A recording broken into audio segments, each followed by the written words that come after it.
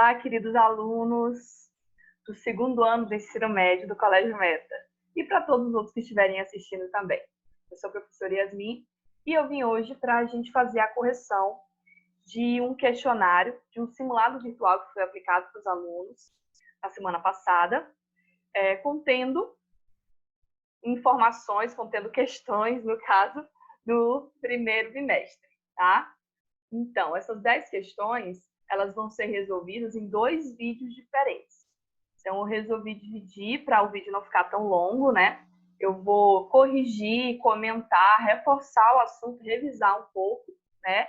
Para que não fique nenhuma dúvida. E se, mesmo assim, restarem muitas dúvidas, deixe um comentário, me procura nas redes sociais, né? Das outras formas de comunicação que meus alunos já têm. Então, pessoal, vamos lá. Essa correção vai ser muito bacana. Pega o lápis, pega o caderno, pega a caneta. Se você não anotou o gabarito do seu teste, não tem problema, tá? Mesmo assim, você anota as respostas, preste atenção no conteúdo, que o importante é que a gente não fique com nenhuma dúvida. Vamos lá? Bom, a primeira questão é sobre a conquista espanhola na América. Essa questão vem pedir para que você fale sobre as grandes mudanças, as grandes transformações que aconteceram para as populações nativas, né? O que aconteceu de tão extraordinário, seja para o bom, seja para o ruim, com esses povos depois da chegada dos espanhóis. A gente sabe que os aspectos positivos foram pouquíssimos, se é que houveram, né? Mas sempre tem um lado bom das coisas.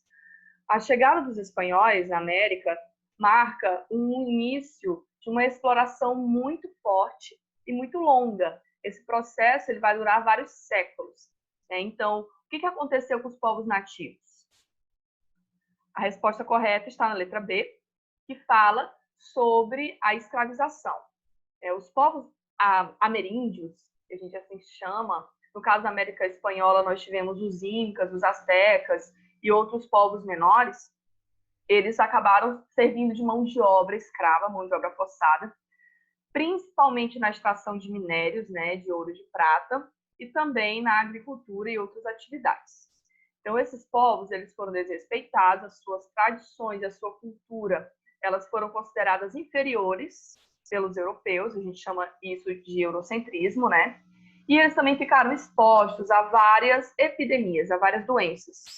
Sabemos que muitas doenças vieram nos navios europeus para a América, como, por exemplo, a gripe, que dizimou milhares, né, aí, nesse período.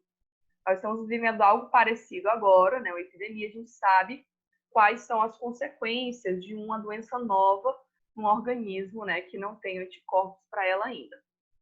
Enfim, então não foi fácil para os índios americanos aguentar a presença aí dos europeus, principalmente para os povos que foram escravizados ou que foram dominados pelos espanhóis, porque os espanhóis eles tinham um objetivo muito claro, que era explorar o território, explorar as riquezas naturais.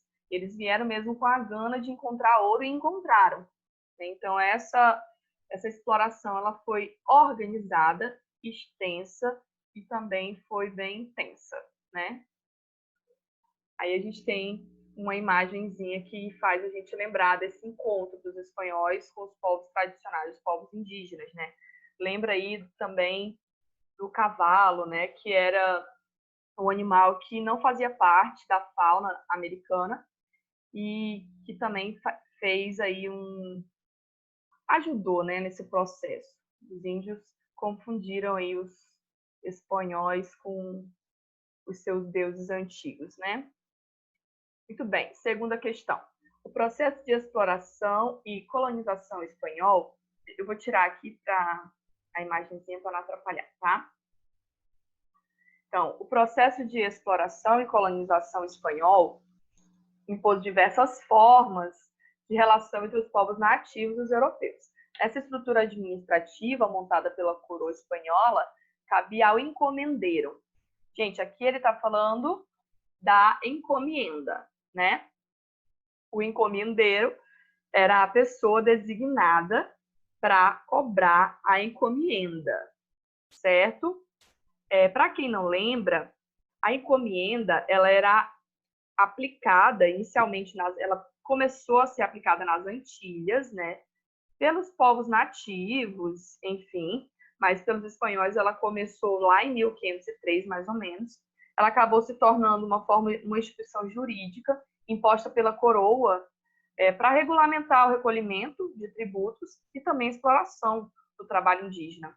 Então, era uma espécie de arranjo contratual de submissão, né, de um determinado número de indígenas, que poderia ser variável, né, de acordo aí com o pagamento dos impostos ou com o tamanho do território, enfim.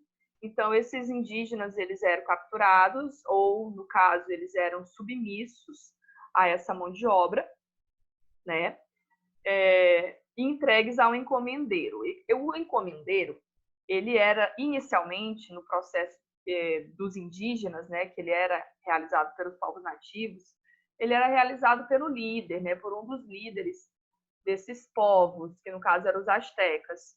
Eles eram responsáveis por, digamos, encomendar um serviço, chamar um determinado número de trabalhadores dentro da comunidade para exercer aquele trabalho ali, né, que era uma obrigação, em troca de algum benefício, pagamento, enfim, certo?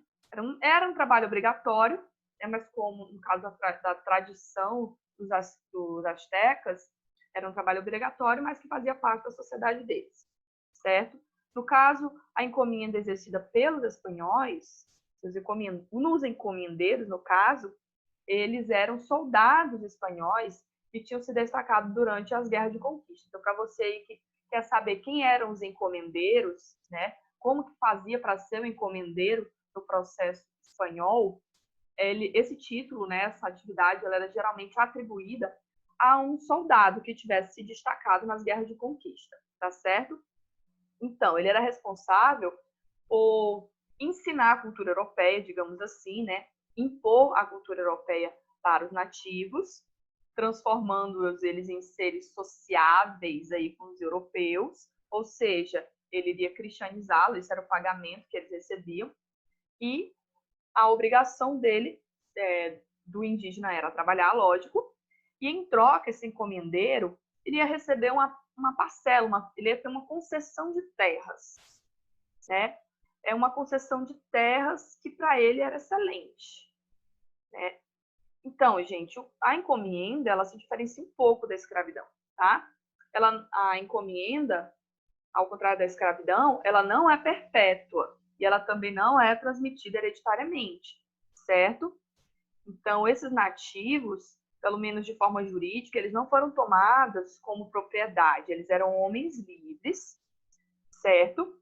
Só que eles foram obrigados a trabalhar, é um trabalho compulsório, por um período determinado, certo? Então, nós temos aqui, como resposta dessa questão, a letra A. Aos encomendeiros cabia assegurar a instituição religiosa aos nativos, bem como a utilização da mão de obra escrava deles nas atividades econômicas, como a agricultura e extração de metais preciosos, ouro e prata, que, como já falamos, havia uma grande disponibilidade, né? Aí a gente vê nessa imagem a extração dos recursos naturais pelos indígenas e alguns encomendeiros, como vocês estão vendo na imagem, aí, vestidos até de soldados, né? Alguns sentados, observando, fiscalizando, alguns soldados mesmo fiscalizando o trabalho deles. Essa imagem representa a abundância em ouro que existia aqui, né, na América. Terceira questão. Durante a colonização inglesa na América, as colônias do norte, agora a gente vai falar aqui da América do Norte, né? Nós vamos falar das 13 colônias mais especificamente, tiveram uma flexibilização política ao monopólio. Essa flexibilização política, ela é interessante a gente abordar, tá? Vamos lembrar. Por que lá na colônia inglesa havia essa flexibilização política do monopólio? O que significa isso? Significa, gente, que o governo inglês ele não era tão rígido com a sua colônia quanto era o governo espanhol e o governo português, por exemplo. Então, os colonos das 13 colônias, eles tinham um pouco mais de liberdade. a Inglaterra permitia essa certa relativa autonomia, né? Por quê? Porque a estrutura dessa colonização ela foi diferente, ela foi uma colonização de povoamento, né? Então, a atividade comercial e manufatureira era muito maior do que nas outras, por exemplo, da Espanha e de Portugal.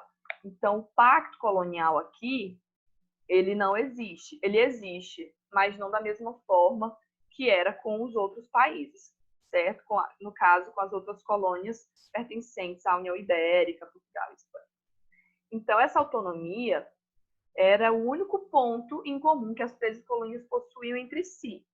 Né? Não havia... A Inglaterra não impunha um governo centralizado, que coordenasse as atividades nas 13 colônias, que dirigisse, como aconteceu, por exemplo, no Brasil com o governo geral, que a gente vai ver daqui a pouco. Então, havia um certo grau de autonomia entre elas e gerou, assim, um modelo de colonização bem diferente dos outros, né? Então, o que a gente tem aqui? Havia um comércio chamado de comércio triangular, né? E esse fato, como eu já acabei de explicar, nos leva a crer que a questão correta é a letra E. Por estarem próximos geograficamente das Antilhas, as 13 colônias, que já tinham uma certa autonomia, acabaram podendo comercializar com eles. Eles trocavam produtos, a gente vai ver no mapa daqui a pouco, como melaço, escravos, né? Fora o fato de que a Inglaterra estava muito ocupada guerreando com a França, né? Então, acabou que a escassez de mão de obra especializada levou as 13 colônias a optar, pelo menos a parte sul, por mão de obra africana escravizada, que eles adquiriam também por meio desse comércio triangular, né? Aqui no mapa você pode ver como que circulavam esses produtos. Os escravos vinham da costa da África para as ilhas da América Central e de lá eram comercializadas com as colônias norte-americanas, não todas elas, claro, principalmente as do centro, e de lá eles eram transmitidos para os outros lugares. Então, o comércio era muito intenso. A gente está vendo aí, né? Melaço, escravos, produtos manufaturados, tecidos e etc. Aí, lembrando que as 13 colônias não, eram distintas em clima, né? em ideologias políticas. Então, acaba que a do norte vai se distinguir muito mais da do sul por uma questão que depois vai se destacar, vai virar até uma guerra, a guerra de secessão, né, que é a questão da escravidão, enfim. Então, no norte, era muito mais forte a questão do comércio marítimo, como você pode ver, a maior parte das setas sai de lá, né, e também a manufatura. E no sul, devido ao clima e à condição do solo, havia mais agricultura, certo? Quarta questão. O governo geral foi criado, aí a gente já vai para território que é o hoje Brasil, né, que pertencia naquela época a Portugal, e durante um tempo a União Ibérica. Então, em 1548, Dom João III, em razão do fracasso do sistema de capitanias hereditárias, junto com a implementação desse modelo político-administrativo, fundou-se a primeira capital do Brasil, Salvador. Pode-se considerar como justificativa para a criação do governo geral. Aqui, gente, eu vou dar um spoilerzinho da resposta para eu poder passar para a imagem, tá?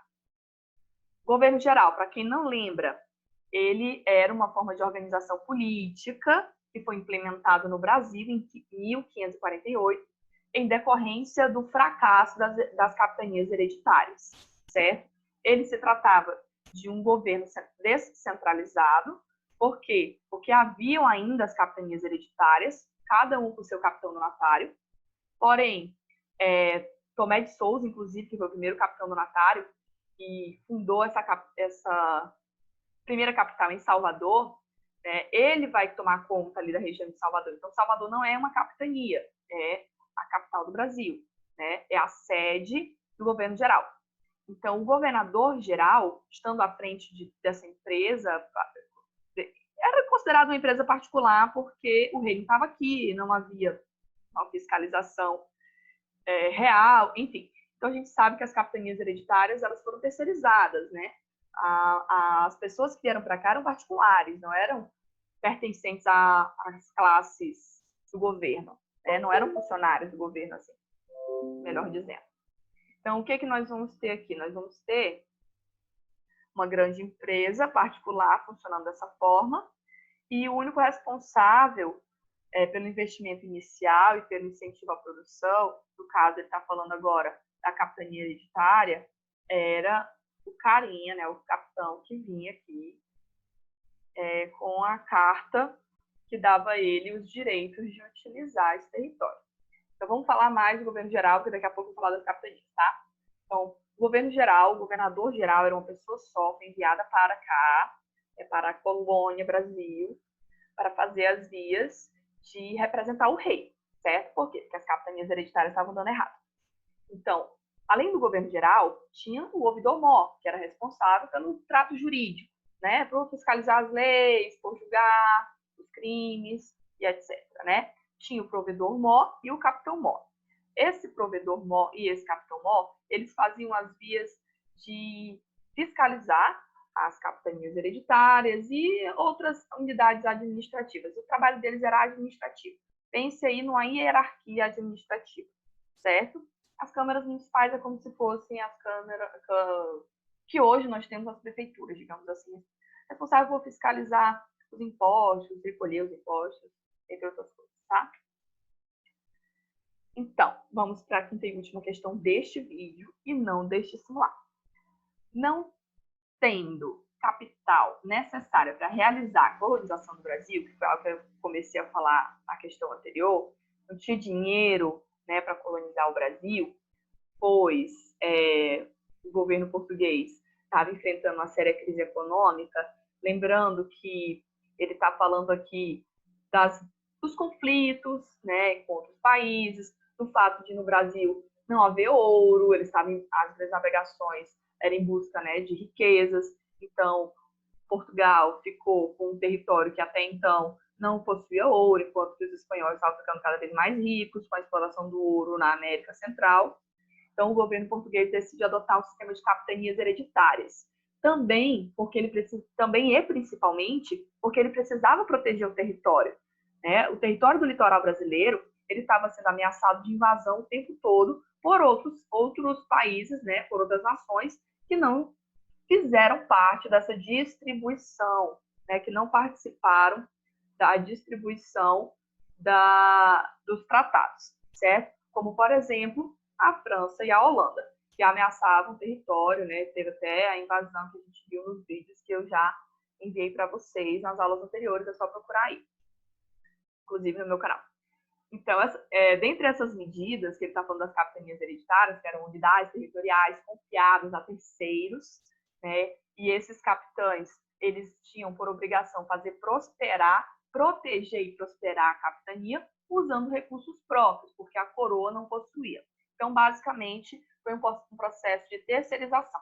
O rei português entregou nas mãos de terceiros, de donatários, pessoas ricas, ele precisava de pessoas que tinham dinheiro, porque ele mesmo não tinha, para fazer este papel que deveria ter sido feito pelo rei. Mas ok, né? Então, a gente tem o quê? Nós temos a questão...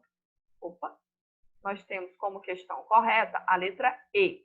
O sistema foi adotado devido à presença de estrangeiros no litoral, como eu acabei de falar, e às péssimas condições, né, financeiras em que Portugal se encontrava, certo? Lembrando que as cartas de doação, né, permitiam legalmente que aquele donatário ocupasse aquele território, ok? Então, era como se fosse uma carta de doação. Aliás, como se fosse, não, era uma carta de doação. Era como se fosse uma certidão, certo? Poderia ser passada para os filhos, né? Mas não pertencia a ele, ela estava arrendada, certo? Então, ela pertencia ao rei, pertencia à coroa, e não àquele cara. Mas era uma questão de honra, era uma questão de mérito, todos achavam que ia dar super certo. Muitas capitanias tiveram muitos problemas, a maioria delas, na verdade, só duas prosperaram, né?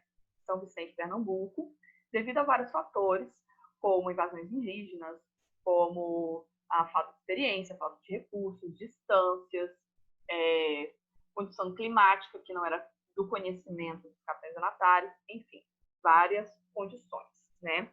que o rei não levou em consideração antes de escolher os seus donatários. Certo, pessoal? Então, terminamos as 5 primeiras questões. Dá uma respirada, dá uma descansada e vai direto para o outro vídeo com as últimas 5 questões do nosso simulado. Beijinho, até mais!